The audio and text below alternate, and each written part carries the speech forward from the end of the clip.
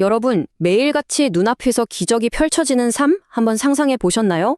그런데 한 세대 전체가 바로 그런 기적을 늘 체험하고도 정말 다 왔다고 생각한 그 결승선 앞에서 와르르 무너져 내린 이야기가 있습니다.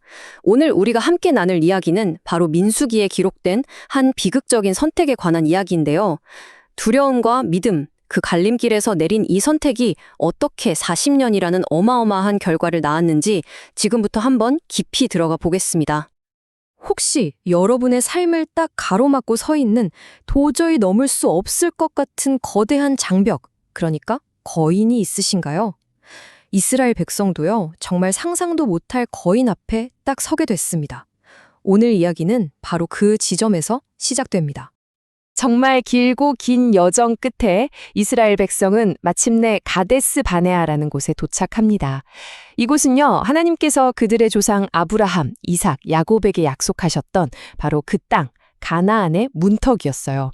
와, 이제 모든 것이 이루어지기 정말 직전의 순간이었던 거죠. 한번 떠올려 보세요. 이집트에 내린 재앙들, 눈앞에서 갈라진 홍해, 밤낮으로 길을 인도하던 불기둥과 구름기둥, 그리고 하늘에서 매일같이 내렸던 만나까지.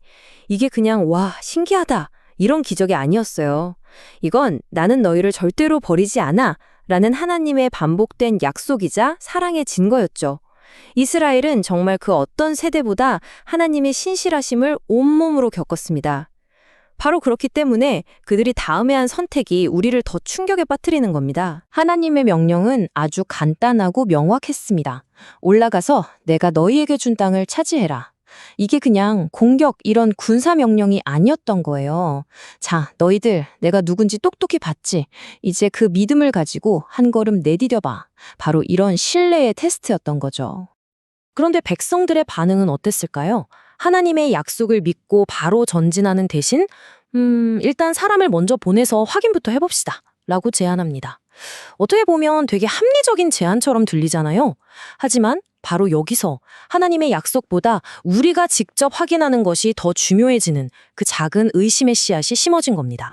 결국 모세는 각 지파에서 가장 뛰어난 지도자 한 명씩 총 12명을 뽑아서 40일 동안 정탐 임무를 맡깁니다.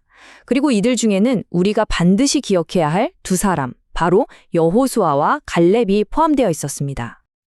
자, 그런데 이들의 불신이 대체 얼마나 큰 배신이었는지를 제대로 이해하려면요, 잠시 시간을 되돌려서 이 순간까지 하나님께서 이스라엘에게 얼마나 놀라운 인내와 사랑을 보여주셨는지를 먼저 살펴봐야만 합니다. 이게 정말 중요해요. 한번 생각해 보세요. 하나님은 이미 자신의 능력을 셀 수 없을 만큼 증명하셨어요. 그런데 정말 중요한 건 뭐냐면 이 모든 기적을 보고 겪으면서도 이스라엘은 끊임없이 불평하고 반역했다는 사실입니다. 하지만 그럴 때마다 하나님의 반응은 한결같았어요. 바로 인내와 용서였습니다. 그분은 정말 거듭해서 자비를 베푸셨습니다. 40일이 지나고 정탐꾼들이 돌아옵니다.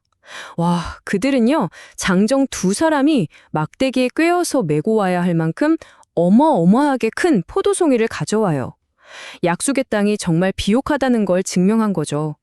그런데 바로 그 순간 보고가 두 갈래로 나뉘면서 민족 전체의 운명을 완전히 갈라놓게 됩니다. 자, 이 보고 내용 좀 보세요. 정말 극명하게 갈리죠. 중요한 건 12명 모두가 똑같은 걸 봤다는 거예요. 비옥한 땅, 거대한 과일, 그리고 강한 사람들, 견고한 성벽까지. 팩트는 같았어요.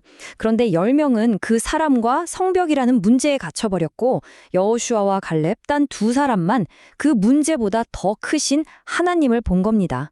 결국 뭘 보느냐가 아니라 뭘 더 크게 보느냐의 싸움이었던 거죠. 이 표를 보면 정말 극명한 대조가 보이죠? 10명의 정탐꾼은 오직 문제에만 집중합니다. 아, 그 땅 사람들 완전 거인이고요. 성은 하늘에 닿을 것 같은 요새입니다. 우리는 절대로 그들을 이길 수 없습니다. 심지어 자신들이 그들 옆에 서 있으니까 꼭 메뚜기 같았다고까지 말하죠. 하지만 똑같은 걸 본 여호수아와 갈렙은 전혀 다른 렌즈, 바로 믿음이라는 렌즈로 말합니다. 그 땅은 정말 최고입니다. 주님이 우리와 함께 하시는데 뭐가 무섭습니까? 두려워하지 마십시오. 그들은 우리의 밥입니다. 똑같은 땅, 똑같은 거인이었지만 결론은 완전히 정반대였던 거죠. 백성들은 과연 누구의 말을 들었을까요? 안타깝게도 10명의 부정적인 보고는 순식간에 독처럼 온 진영에 퍼져나갔습니다. 온 백성의 마음이 순식간에 믿음에서 두려움으로, 감사에서 원망으로 확 돌아서 버렸습니다. 그들은 밤새도록 통곡하면서 차라리 이집트에서 노예로 살다가 죽는 게 나았을 거라고 소리쳤습니다. 하나님이 자기들을 일부러 여기까지 끌고 와서 죽이려고 한다고 비난했죠. 심지어는 우리끼리 다시 리더 뽑아서 이집트로 돌아가자, 이렇게까지 말합니다. 노예 생활로 다시 돌아가자는 거죠. 이건 정말 엄청난 반역이었습니다. 그리고 이 불신은 결국 폭력으로까지 번집니다. 유일하게 믿음의 목소리를 냈던 여호수아와 갈렙을 사람들이 돌로 쳐 죽이려고 한 거예요. 이건 그냥 의견이 다른 사람을 공격하는 게 아니라 하나님의 약속을 대변하는 목소리 자체를 없애버리려는 시도였던 거죠. 바로 그 순간 사람들이 막 돌을 들려고 할 때 하나님의 영광이 그들 앞에 나타납니다. 이 걷잡을 수 없는 반역의 현장에 하나님께서 직접 개입하신 거죠. 그리고 하나님께서 말씀하시는데 그 목소리엔 정말 분노와 함께 깊은 슬픔이 담겨 있어요. 이 백성이 도대체 언제까지 나를 무시할 거냐? 내가 저들 가운데서 그 모든 기적을 행했는데 언제까지 나를 믿지 않을 거냐? 이건 정말 배신당한 사랑의 탄식과도 같았죠. 그때 모세가 또다시 백성을 위해 나섭니다. 여기서 정말 놀라운 점은요. 모세가 백성들의 이 끔찍한 행동을 변명하거나 덮어주려고 하지 않는다는 거예요. 대신 그는 하나님의 성품 그 자체에 호소합니다. 주님은 노하기를 더디하시고 사람이 넘치시며 죄를 용서하시는 분이지 않습니까? 하지만 그는 하나님의 다른 면모 또한 절대로 잊지 않고 언급합니다. 그러나 주님께서는 벌받을 자는 결코 그냥 내버려 두지 않으시는 공의로운 분이십니다. 모세는 하나님의 자비와 함께 그분의 어미하신 공의, 이 양쪽에 모두 호소한 겁니다. 그리고 마침내 하나님의 판결이 내려집니다. 그 판결에는 정말 비극적인 대칭성이 담겨 있었어요. 그들이 불신과 두려움 속에서 땅을 정탐했던 40일. 이제 그들은 그 불신의 하루를 1년으로 계산해서 40년 동안 광야를 방황하게 될 것이라는 선고였습니다. 이건 그냥 아무렇게나 내려진 처벌이 아니었습니다.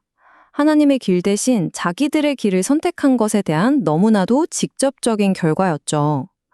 이집트에서 하나님의 영광을 보고 홍해를 건너고 하늘에서 내려오는 만나를 먹었던 바로 그 세대 중 단 한 사람도 약속의 땅에 들어가지 못할 것이라는 정말 엄중한 선언이었습니다. 이 심판의 결과는 아주 구체적이었습니다. 첫째, 반역에 가담했던 20세 이상의 모든 세대는 약속의 땅에 들어가지 못하고 광야에서 죽게 될 것이다. 둘째, 불신의 보고를 했던 10명의 정탐꾼은 바로 그 자리에서 재앙으로 죽는다. 그리고 마지막으로 오직 믿음을 지켰던 여호수아와 갈렙, 그리고 광야에서 태어난 다음 세대만이 약속의 땅에 들어갈 것이다. 이 40년은 그러니까 죄에 대한 벌인 동시에 다음 세대를 위한 길고 고통스러운 훈련의 시간이기도 했습니다. 사실 이 이야기는 우리에게 훨씬 더 근본적인 질문 하나를 던집니다.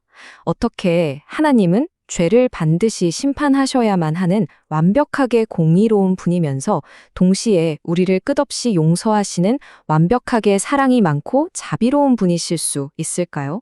이 두 가지가 어떻게 공존할 수 있을까요? 이스라엘 사람들이 지은 죄의 본질이 뭘까요? 한마디로 고집이에요. 하나님의 길보다 내 길이 더 옳다고 믿는 것, 하나님의 약속보다 내 눈에 보이는 현실이 더 정확하다고 믿는 것. 성경은 바로 이것을 죄라고 말합니다. 그러니까 이 딜레마를 한번 생각해 보세요. 완벽하게 사랑이 많으신 하나님이 어떻게 죄인을 용서하실 수 있을까요? 동시에 죄를 그냥은 절대 못 넘어가는 완벽하게 공의로운 분이신데 말이죠. 이 두 가지가 어떻게 동시에 가능할까요? 십자가는 바로 이 문제에 대한 하나님의 대답입니다. 먼저 십자가는 하나님의 궁극적인 사랑의 표현이에요. 광야에서 40년 동안 참으신 그 인내와는 비교도 안 되는 사랑이죠. 하나님은 죄인인 우리를 위해서 하나뿐인 아들, 예수님을 우리 대신 내어주셨습니다. 이보다 더 큰 사랑은 없죠. 그런데 동시에 십자가는 하나님의 가장 엄위하고 무서운 공의가 실현된 곳이기도 합니다. 하나님은 죄를 그냥 덮어두시는 분이 아니에요. 우리의 모든 죄에 대한 대가, 그 무서운 심판과 진노를 남김없이 자신의 아들 예수님께 쏟아 부으신 겁니다. 죄를 정말 완벽하게 심판하신 거죠. 바로 이 십자가 위에서 하나님의 사랑과 공의가 완벽하게 만나는 겁니다. 하나님은 우리를 너무나 사랑하셔서 아들을 주셨고 그를 믿는 사람은 누구든지 멸망하지 않고 영원한 생명을 얻게 하셨죠. 이것이 하나님의 사랑입니다. 동시에 우리의 죄값을 예수님이 대신 다 치르셨기 때문에 하나님의 공의 또한 완벽하게 이루어진 겁니다. 우리는 이 옛날 이야기를 보면서 이스라엘 백성들 왜 그랬을까? 하고 쉽게 판단할 수 있습니다. 하지만 이 이야기는 사실 우리 자신을 비추는 거울입니다. 오늘 우리가 매일 내리는 선택들을 돌아보게 만들죠. 우리 모두는 각자의 거인들과 마주하며 살아갑니다. 도저히 해결될 것 같지 않은 재정적 위기, 회복하기 너무 힘든 깨어진 관계, 두려운 건강 문제, 혹은 실패에 대한 불안감과 같은 그런 견고한 성들 말입니다. 그래서 성경은 우리에게 이렇게 경고합니다. 믿지 않는 악한 마음을 품고 살아계신 하나님에게서 멀어지지 않도록 조심하라고요. 이스라엘의 실패는 바로 이 믿지 않는 마음에서 시작되었습니다. 결국 모든 것은 이 하나의 질문으로 돌아옵니다. 이 질문은요, 가나안 땅의 경계에서 이스라엘이 직면했던 바로 그 질문입니다. 여러분은 여러분의 눈에 보이는 것과 여러분의 능력을 신뢰하는 자신의 길을 선택하시겠습니까? 아니면 보이지 않더라도 하나님의 약속을 신뢰하는 그분의 길, 즉 믿음의 길을 선택하시겠습니까? 바로 믿음의 길입니다. 첫 번째, 내 생각, 내 경험, 내 두려움을 믿는 걸 멈춰야 합니다. 두 번째, 이스라엘의 실패를 그냥 옛날 이야기로 넘기지 말고 나를 위한 경고로 받아들여야 해요. 세 번째, 대신에 예수님을 통해 우리에게 길을 열어주신 하나님을 전적으로 신뢰하는 겁니다. 그리고 마지막으로 갈렙이 그랬던 것처럼 온전히 그분을 따르기로 결단하는 것. 이것이 바로 우리 앞에 놓인 약속의 땅으로 들어가는 유일한 길입니다. 오늘 이야기는 우리 각자에게 깊은 질문을 남깁니다. 여러분은 어떤 선택을 하시겠습니까? 여러분의 생각과 나눔을 댓글로 남겨주세요. 구독과 좋아요, 댓글은 다음 영상을 제작하는데 정말 큰 격려가 됩니다. 시청해주셔서 감사합니다.